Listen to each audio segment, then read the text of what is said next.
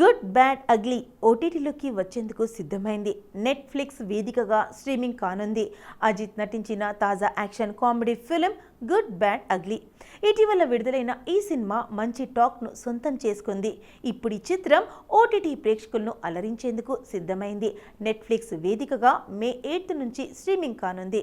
అజిత్ సరసన త్రిష నటించిన ఈ సినిమాకు అదిక్ రవిచంద్రన్ దర్శకత్వం వహించారు. కథేంటంటే ఏకే అలియాస్ రెడ్ డ్రాగన్ అంటే అజిత్ ప్రపంచంలోనే పేరు మోపిన గ్యాంగ్స్టర్.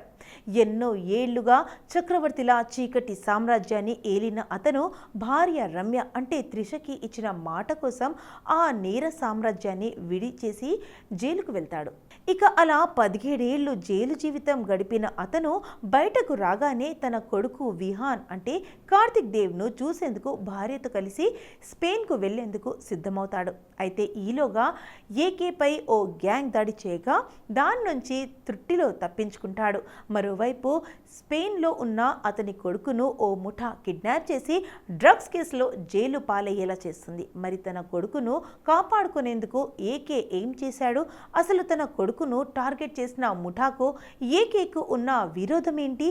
కొడుకును కాపాడుకోవడం కోసం మళ్ళీ తుపాకీ పడతాడా లేదా అన్నది మిగిలిన కథ.